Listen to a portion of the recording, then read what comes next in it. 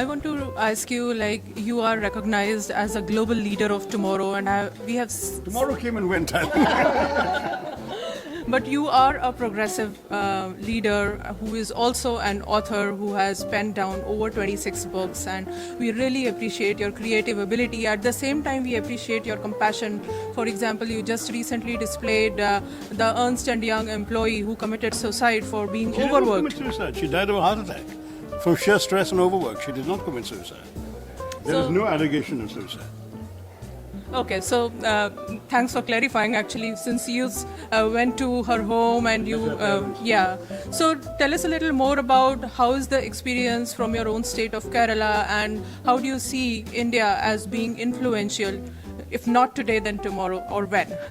Well, I mean, the fact is that that it's been an interesting and challenging 15 years as a public representative. But I will say that as far as Indian politics is concerned, one flaw that's built into our system is once a party has a majority, then the legislature essentially becomes a rubber stamp for it because it can pass anything it likes. We have the anti-defection law as well that makes it impossible even to defy a party whip. So the government can literally, in the 2 terms where they had a majority, they could do whatever they liked. Even if people within their own party didn't agree with them, there was no question. They would have to vote along in a certain way. And whatever the opposition said, however good our arguments may have been, they made no difference. Very different from the American system, where the senators or the congressmen get a chance to actually discuss the merits of various points and come to compromises and hammer out the details of a bill. We don't really have that in our system, which is, I think, to my mind, a very big flaw in our system. I'm much less a fan of the Indian parliamentary system by comparison with the more democratic American legislative process, where there's much more bargaining, much more discussion, much more freedom to express views and to negotiate outcomes. So then the second thing is, of course, the representative job of the constituency. Again, I did reasonably well in my first 6-7 years. 5 years, my party was in power in Delhi, so I could get a lot done for my constituency. My first 2 years of my second term, we were in opposition in Delhi, but my party was in power still in the state. And therefore, again, some things I could get the cooperation of the state government to implement. But thereafter, for the last 8 years, it's been much more of a challenge, because when you don't have power either in the center or the state, you have to really, a lot depends on how you can build an equation with existing ministers, authorities, whatever, and get things delivered. And so it's a tougher job being a public representative, because the expectations of people always exceed your capacity. An MP in India has no executive authority.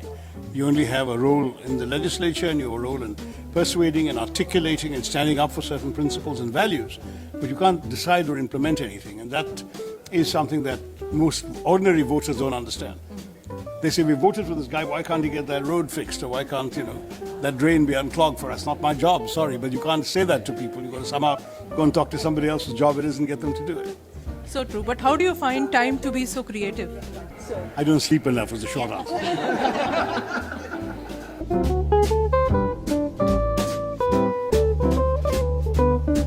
What we are doing is bringing the South Asian culture, which is what brings humanity together.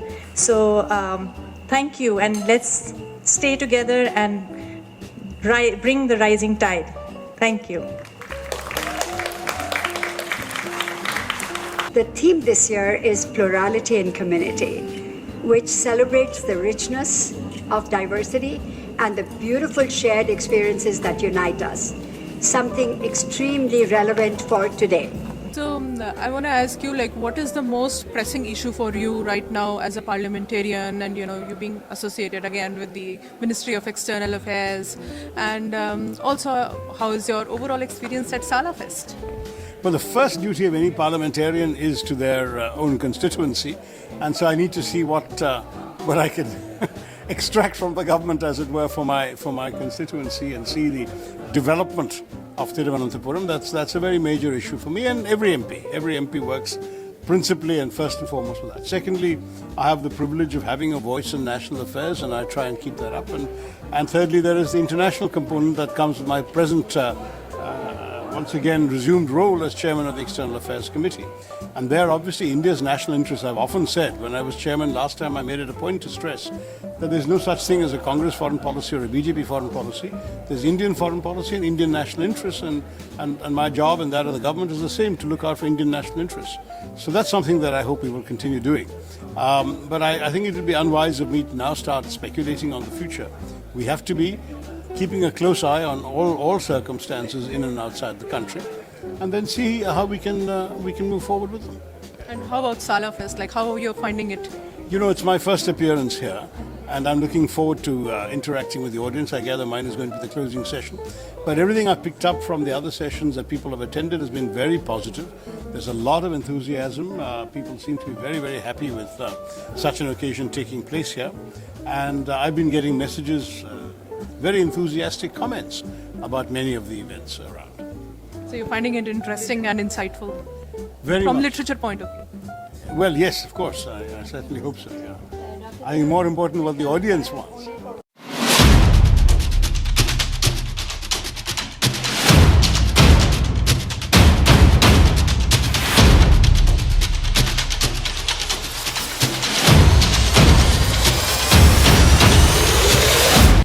South Asian Literature and Art Festival 2024 is right now happening at Stanford University. It's a beautiful 3-day festival with the first day as the opening night, where all the artists are there to encourage one and all to attend and to express their views on art and literature, language and creativity. And this time we also saw some comedy scenes happening, some comedy stories, stand-ups being happening at the opening night. This was followed by a 2-day wonderful festival with multiple panels and great artists, some of which YoIndiaTV has got to interview, like Suvir Saran, Shashi Tharoor, the Bollywood director Imtiaz Ali, and a lot of different artists. The art exhibition, the painting is just so breathtaking, so wonderful out here. We got to hear so many perspectives from different people who flew not just from India but from Pakistan, Sri Lanka and from other parts of the world, including the Pulitzer Prize winner Vijay Seshadri, who is from New York, and the Booker Prize winner Shehan, who is from Sri Lanka.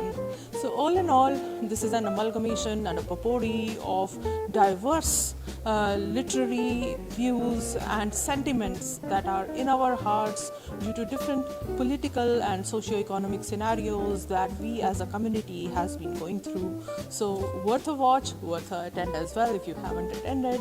See some of the interviews here at YoIndiaTV. Thanks to the Salafest team, Ambika, Mayura and Kiran, who have put this wonderful curative piece together for all of us to enjoy and learn from each other. So take a sneak peek by YoIndiaTV on this wonderful presentation. Check it out.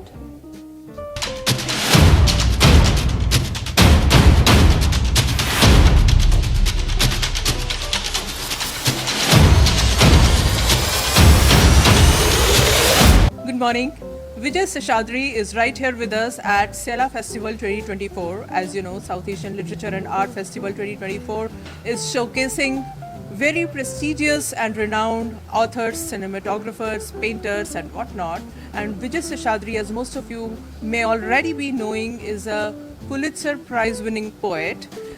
He has come all the way from New York to celebrate and be a part of Sala 2024 at Stanford. So welcome to YoIndiaTV with me, Jasleen. It's a beautiful morning and people are so looking forward to hearing from you. Tell us, how's your feel so far?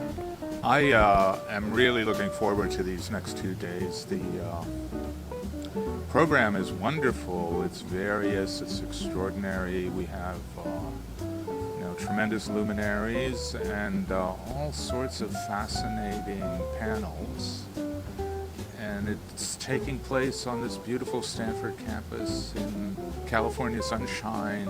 And so far I've been having a wonderful time, and I know it's going to continue like this for the weekend. So. Awesome.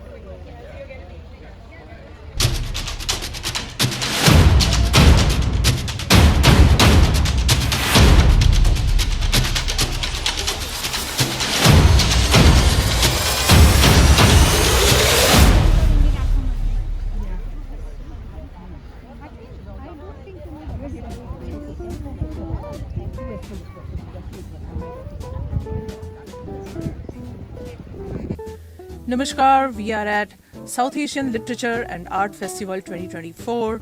Joining us at Yo India TV right now is Shehan Karuna Tilak, who has come all the way from Sri Lanka. So welcome, sir, to Yo India TV. And how's the feel? Good, I'm enjoying. I've come a long way. It's half a world away, yeah, had some very good conversations, signed a few books, and I've been enjoying the sunshine. So it's been good. Wonderful.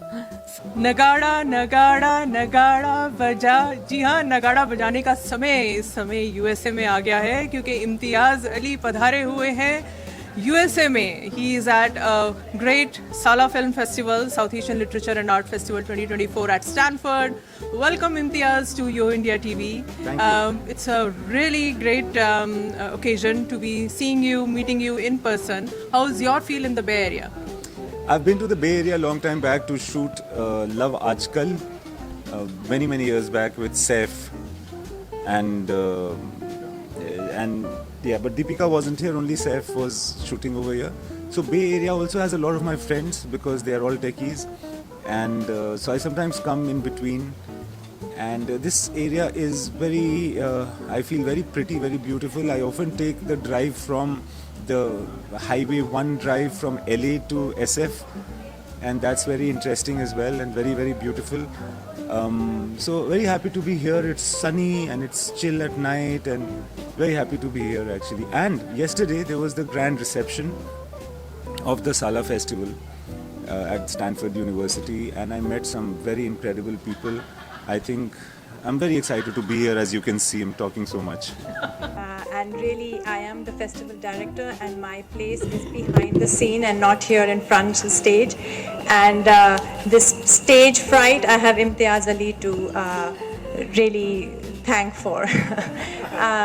But yeah, I'm really here to talk about what it takes to put a festival like this together. And it really does take a community.